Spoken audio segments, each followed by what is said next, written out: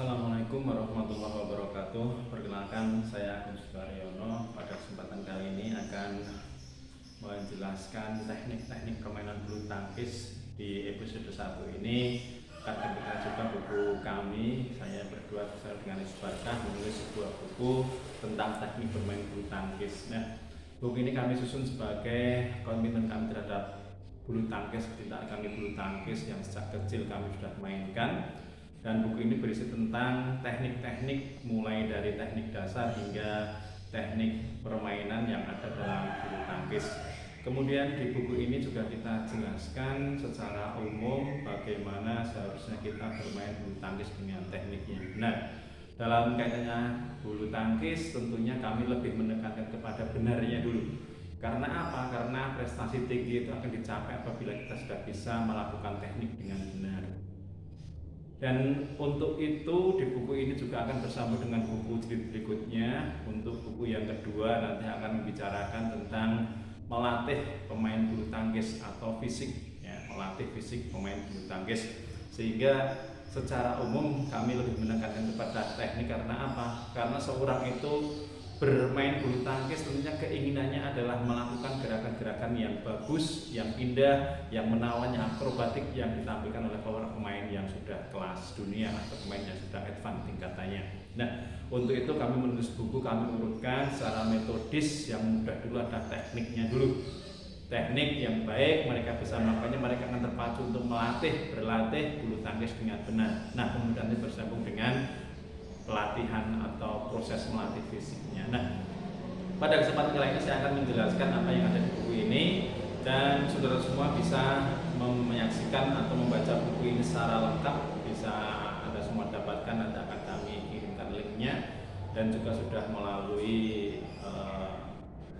portal buku atau portal belanja yaitu Shopee. Nah, ini bisa Ibu Bapak dapatkan seharga ya tidak lebih dari 100.000 atau mungkin 50.000 separuhnya saja bisa Anda dapatkan semuanya. Nah, berikutnya akan kami jelaskan yang ada di buku ini juga disertai dengan QR code. Artinya ada QR code yang bisa pemirsa saksikan videonya sehingga lebih mudah untuk mempraktekkan apa yang ada di buku ini. Baik, pada kesempatan kali ini tidak akan saya jelaskan jauh tentang buku ini. Yang pertama tentunya teknik dasar. Di buku ini dijelaskan di halaman 22, 23, 24 bahwa ada beberapa macam teknik pegangan. Ini grip, kemudian ini tangkai atau batang, dan ini kepala. Dan ini semua raket ini sekitar 75 cm panjangnya, kemudian dengan berat sekitar 200 sampai 300 gram.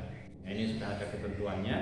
Dan grip ini terbuat elips atau lonjong di ujungnya seperti ini. Ini untuk memudahkan kita dalam memegangnya. Nah, di dalam teknik bermain bulu tangkis ada 4 jenis pegangan yang perlu kita pahami bersama. Kemudian yang pertama adalah teknik seperti ini, ya, geblek kasur atau shake hand. Shake hand itu salaman. Kalau kita salaman jabat tangan itu ya seperti ini. Nah ini seperti orang jabat tangan seperti ini, ya.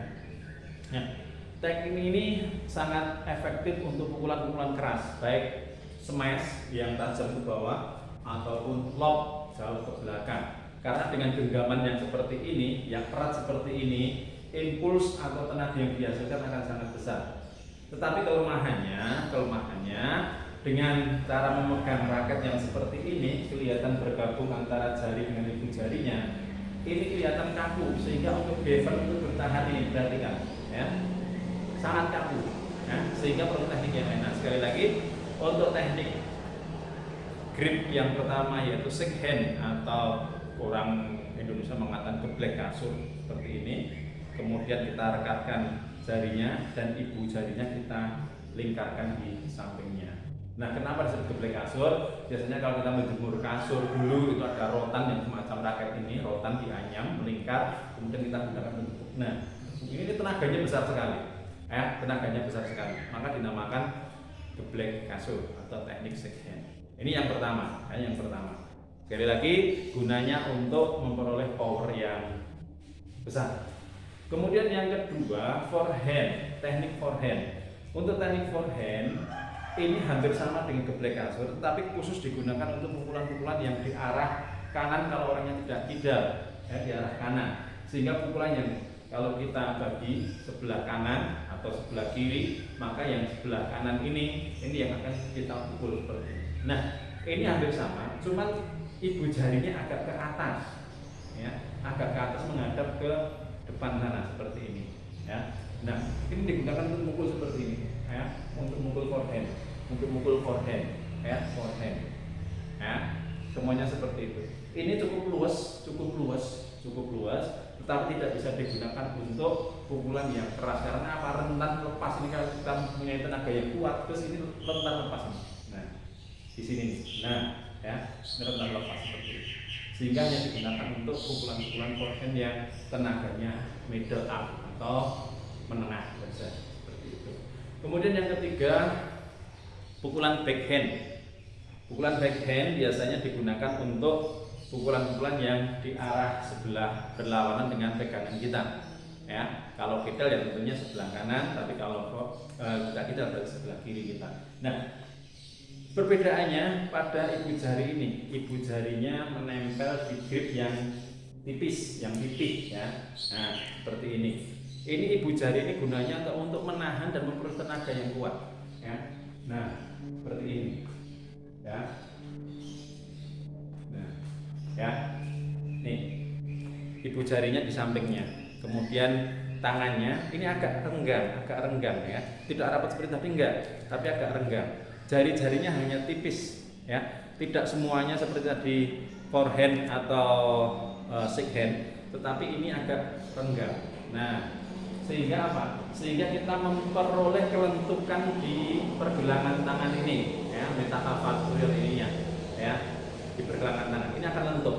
Nah, lentuk. Tapi kalau kita kencang ini kaku, makanya ini agak renggang, ya. Perhatikan ini agak renggang. Nah, lemes kan? Ya, lemes.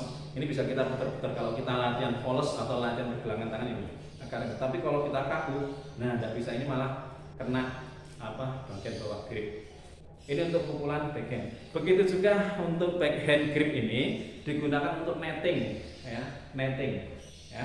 Karena apa? Ini bisa dibolak-balik, nih, ya, bisa dimainkan dengan ibu jari, netting, ya, netting. Untuk pukulan flick juga, ya, flick atau pukulan sendal pancing orang mengatakannya, untuk pukulan flick, ya, pukulan flick. Sama, ini dash. Nah, ini permainnya di pergelangan tangan, ya. Ini backhand. Kemudian terakhir adalah pegangan kombinasi, artinya pegangan yang menyesuaikan, tidak harus formnya atau stylenya seperti ini terus, kemudian seperti ini terus atau seperti ini terus, enggak. Kita menyesuaikan, kita mau mukul apa atau bolanya arah kemana loh, ya. Kalau bolanya depan, oh seperti ini, kita rubah. Kalau bolanya ini, oh kita rubah lagi, backhand kita rubah lagi.